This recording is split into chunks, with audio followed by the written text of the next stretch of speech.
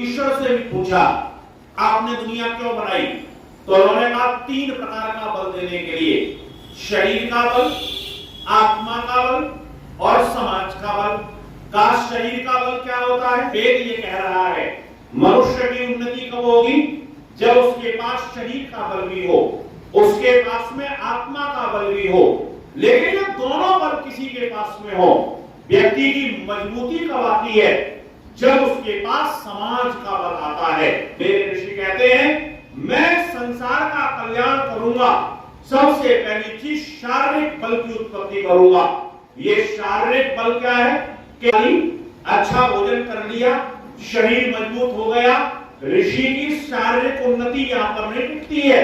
मनुष्य की आवश्यकता की जितनी चीजें हो सकती हैं, जिनको हम भौतिक वस्तुएं कहते हैं, वो सारी वस्तुएं इसके अंदर आती हैं। ये जो प्लेन का निर्माण है ना, ये भी आपकी शारीरिक उन्नति में आता है। ये जितना विज्ञान आपको दिखाई दे रहा है, ये सारा का सारा भौतिक उन्नति जो है, ये शारीरिक शक्ति के अंदर आती है। ऋषि कहते हैं दुनिया में कुछ करना है, पहले अपने शरीर को व्यवस्थित रखो। शरीर माध्यम धर्म साधनम। इस दुनिया में धर्म करना चाहते हो, उन्नति करना चाहते हो, सबसे पहली चीज शरीर आपका ठीक होना चाहिए। और अपने जीवन के अंदर अगर तुम ये चाहते हो कि तुम्हारे जीवन में प्रसन्नता और खुशहाली आए, तो तुम क्या करना? तुम सूर्य की उपस्थिति में अपने आप को जगा लेना। लेकिन आज हमारे बच्चे तो सूर्यवंशी बन रहे हैं। बोले जब तक सूर्य न चढ़ आए तब तक हम बिस्तर में से नहीं उठेंगे। इसलिए कोशिश ये करना जल्दी जागे और जल्दी सोएं। आप कभी एक अनुभव करके देखना, आप जिस दिन रात में 10 बजे सो जाएं, आप सवेरे जब उठेंगे एकदम फ्रेश जैसा आपको लगेगा। और किसी दिन आप 12-1 बजे तक जग करके देखिए और फिर सोइए, सवेरे जब आप उठेंगे आपके शरीर में अलग प्रकार की तंद्रासी होगी, एक आलस्य का वातावरण होगा, उठने का मन सा नहीं करेगा। ये क्यों हो रहा है? क्योंकि हमारी नींद ठीक नहीं हो पा रही है। आप अनुभव करके देखिए, रामायण में एक घटना आती है जिस समय राम जी वनवास को चले गए और भरत जी लौट करके आए हैं। भरत जी ने देखा अयोध्या के हाव भाव, चाल ढाल सब बदले बदले से हैं। जो लोग भरत से प्रेम करते थे वो भी आज मुख मोड़ करके चले जा रहे हैं। जब सारी घटना का पता चला तो भरत को इस बात की चिंता नहीं थी कि ये सारे के सारे लोग क्या कहेंगे। उसको एक बात की चिंता थी, माता कौशल्या कहीं मुझसे इसी तरीके से मुंह ना मोड़ लें जैसे ये सारे के सारे लोग मुंह मोड़ गए हैं। माता कौशल्या के पास में भरत पहुंचा है। भरत को यह अनुभव हुआ, माता के मन में कहीं ना कहीं शंका है कि राम को वनवास भेजने में मेरा भी कोई ना कोई हाथ जरूर है। तो वहां पर वाल्मीकि रामायण में भरत ने कुछ प्रतिज्ञाएं की हैं, कुछ कस्में खाई हैं और उन्होंने उन कस्मों को कहते हुए माता से ये कहा कि मां मैं कस्में खाता हूं।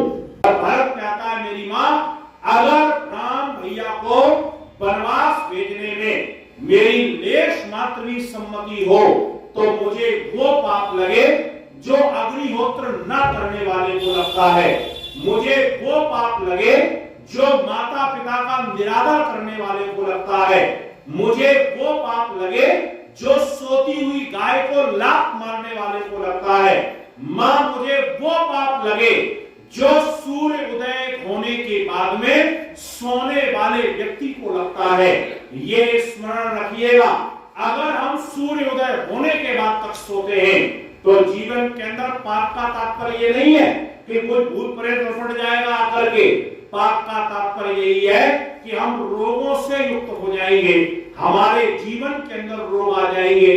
तो आजकल माता पिताओं की एक समस्या होती है, बोले बच्चे रात में ना पढ़े तो कंपटीशन में जो है वो नहीं बैठ सकते हैं।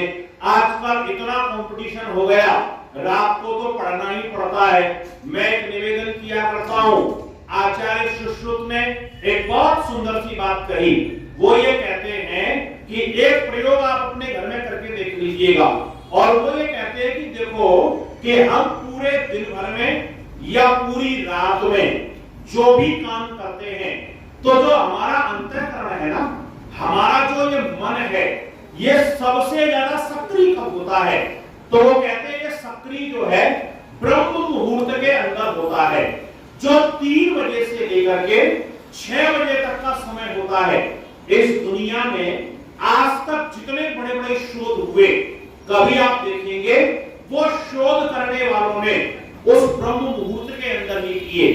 जितने बड़े बड़े साधक हैं वो जब साधना करते हैं उसी ब्रह्म मुहूर्त के अंदर करते हैं, और जितने बड़े बड़े अन्वेषण हुए उसी ब्रह्म मुहूर्त के अंदर हुए। तो वो कहते हैं ये 3 घंटे का समय है, जो कि 3 बजे से लेकर 6 बजे तक, इस समय हमारी जो बुद्धि होती है, हमारा जो ये मन होता है, ये बहुत ज्यादा सक्रिय होता है। और उसका एक कारण है, उस समय हमारे शरीर में एक पीयूष नाम की ग्रंथि होती है, और वो ग्रंथि सक्रिय होती है। और वो करती क्या है कि शरीर की जितनी गंदगी है ये सारी गंदगी को बाहर निकालती है। वो पीयूष नाम की ग्रंथि जब सक्रिय होती है और शरीर से सारे के सारे मल मूत्र को बाहर करती है, तो वो पीयूष ग्रंथि अपना काम तो करती है, लेकिन हम तो सो रहे हैं, दरवाजे हमारे बंद हैं, तो होता क्या है, वही गंदगी फिर अंदर फैल जाती है और रोगों को पैदा करने वाली होती है। आप अपने बच्चों से एक बात कहना कि बेटा देखो ऐसा है कि तुम रात में जो पढ़ रहे हो ना, तो एक काम करो, इसको थोड़ा शिफ्ट कर दो। तुम 9 से 12 1-2 बजे तक पढ़ते हो ना, तो तुम एक काम करो, अभी सो जाओ और रात में 2-3 बजे उठ जाना, और उठने के बाद 6 बजे तक पढ़ना। और आप ये अनुभव करेंगे, बच्चे स्वयं अनुभव करेंगे, बाकी के 21 घंटों के अंदर जो पढ़ाई वो करेंगे, अगर वो 3 घंटे में 3 से 6 के बीच में कर ली, तो वो 3 घंटे की पढ़ाई बाकी के 21 घंटे से ज्यादा होगी। वो अंदर सीधे बैठने वाली होती है। उस पढ़ाई को व्यक्ति कभी नहीं भूलता है। इसलिए अपनी नींद को ठीक करने का प्रयास करना, भोजन के साथ साथ में जब नींद ठीक होगी, तो तीसरी चीज है ब्रह्मचर्य। जीवन के अंदर ब्रह्मचर्य का तात्पर्य केवल इतना नहीं है कि हम विवाह ना करें तो हम ब्रह्मचारी हो गए, नहीं। ब्रह्म का मतलब होता है वेद, ब्रह्म का मतलब होता है ईश्वर, जो वेद और ईश्वर में विचरण करता है। अर्थात जिसके जीवन के अंदर वेद का ज्ञान हो, जिसके जीवन के अंदर ईश्वर की आराधना और उपासना हो, तो शारीरिक उन्नति के बाद में आपको आत्मिक उन्नति की तरफ चलना है। और ये आत्मिक उन्नति क्या है? आत्मिक उन्नति के लिए प्रयास करना पड़ेगा। प्रयास कहां से प्रारंभ करो? तो ऋषि दयानंद ने ऐसे लिखा है, आत्मिक उन्नति करना है तो 3 घंटे कम से कम ईश्वर की आराधना किया करो। लेकिन आज किसी को आप कह दो ना कि ये है, तो बोले कि ब्रह्मचारी क्या करें? तो आप ब्रह्मचारी 2 काल संध्या करें। और वो 2 काल की संध्या क्या है? बोले 24 मिनट प्रातः काल और 24 मिनट सायंकाल, ये 2 समय को संध्या जरूर करें। ये जो 2 घड़ी का समय है ना, का 2 घड़ी ईश्वर के लिए आप दे देना, बाकी की घड़ियां आपके लिए है, लेकिन ये 2 घड़ी का समय भगवान के लिए समर्पित कर देना। किसी भी आप मनोवैज्ञानिक के पास में जाना, और अगर अच्छा मनोवैज्ञानिक होगा, आज उन्होंने अन्वेषण करके बता दिया कि हम लगातार 6 मिनट तक जिस विचारधारा में रहेंगे, हमारे अंग अंग से वो फूटना प्रारंभ हो जाएगा। कभी आप प्रयोग करके देखना, लगातार 6 मिनट तक आप गुस्सा कर लेना, तो आपकी आंखें लाल हो जाएंगी, आपके ओठ फड़फड़ाने लगेंगे, आपके आंखों के अंदर ऊर्जा आ जाएगी, आपको लगेगा मैं क्या नहीं कर दूं। लगातार आप 6 मिनट तक लोभ में रह लीजिए, आपके प्रत्येक अंग से लोभ प्रकट होने लगेगा। आप लगातार 6 मिनट तक प्रेम में रह लीजिए, आपके अंग अंग से प्रेम टपकना प्रारंभ हो जाएगा। आप लगातार 6 मिनट तक ईश्वर की आराधना में बैठ जाइए। लेकिन ध्यान रखना, आपके अलावा और आपके ईश्वर के अलावा तीसरा कोई नहीं होना चाहिए। अगर 6 मिनट का समय भी आप निकालते हैं, तो आपके अंग अंग से ईश्वर का प्रेम प्रकट होना प्रारंभ हो जाएगा। मैं एक निवेदन किया करता हूं। ऋषि कहते हैं कोई काम करना निरंतरता जीवन के अंदर परम आवश्यक है। आप चाहे कुछ मिनट के लिए बैठना, लेकिन अपना अभ्यास मत टूटने देना, क्योंकि एक बार मन को तोड़ने की आदत पड़ गई ना, तो फिर ये मन काबू में नहीं आता है। रोना तो हमारा यही होता है ना जी, मन नहीं लगता है। जब मन नहीं लगता संध्या में तो करें क्यों? आप ये ध्यान रखिए, जब पहली बार स्कूल पढ़ने के लिए गए थे ना, तो स्कूल में भी हमारा मन नहीं लगता था, लेकिन जब पढ़ते रहे तो मन लगना शुरू हो गया।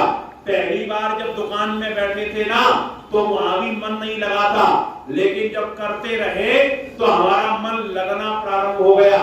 इसलिए ध्यान ये रखना, ये बहाना तो बनाना ही मत कि मन नहीं लगता है।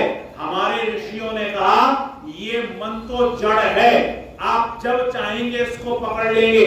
पर हम सब भी ऐसे ही हैं, हम भी क्या करते हैं, मन को खुद भगा देते हैं, ब्रेक लगाने की कला जानते नहीं, और मन को भगा दिया स्वयं, और फिर कहते हैं जी रोकते तो बहुत हैं, लेकिन ये तो रुकता ही नहीं है।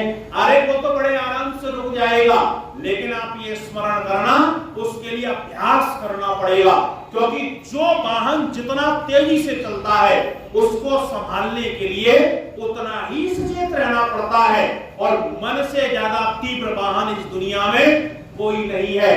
अगर कितनी तेज गाड़ी क्यों ना हो, आपके सामने से जब निकलेगी ना, आप कहेंगे जी वो गई वो गई वो गई वो गई, लेकिन इस मन की क्या विशेषता है ना, जब ये भागता है ना, तो जब भाग करके जहां पहुंचना है वहां पहुंच जाता है, तब हमको पता चलता है अरे ये तो भाग गया। बैठे संध्या में और मन अमेरिका घूम करके आ गया, बैठे यहाँ पर और मन मुंबई में घूम रहा है, और जब वो मुंबई पहुंच गया तब पता चलता है अरे तो चला गया। फिर उसको पकड़ करके लाओ, क्योंकि उसकी गति इतनी ज्यादा है, आपको उसको अपने बस में करना पड़ेगा। तो ये चार काम अपने जीवन में धारण कर लेना। शरीर को स्वस्थ बनाना है, बुद्धि को प्रखर बनाना है, मन को सुंदर बनाना है, और आत्मा को मजबूत और श्रेष्ठ बना करके चलना है। अगर ये चार काम आ गए ना, तो ऋषि दयानंद का जो संसार के कल्याण करने का उद्देश्य था, शारीरिक, आत्मिक, और जैसे ही आपका शरीर और आत्मा बलवान होगा तो आप दुनिया के काम के हो जाओगे, दुनिया का हर व्यक्ति आपको चाहने लगेगा, आप संसार के लिए उपकारी बन जाओगे, आप सबका उपकार कर पाओगे। तो आर्य समाज के सत्संग में आप आए, इन चार चीजों को मजबूत बनाने का प्रयास करना। अपने पूरे दिन भर की दिनचर्या में 2 घंटे का समय निकालने की कोशिश करना। प्रारंभ में 2 घंटे का ना निकल पाए तो 1 घंटे का जरूर निकालना। 15-15 मिनट का समय चारों चीजों के लिए दे देना। 15 मिनट का शरीर के लिए, 15 मिनट का बुद्धि के लिए, 15 मिनट का मन के लिए, और 15 मिनट का आत्मा के लिए। धीरे धीरे इसको बढ़ाते चलिए, और जैसे ही आप करेंगे तो आपके जीवन के अंदर विशेषता और श्रेष्ठता आ जाएगी, आपका जीवन विशेष बनता चला जाएगा।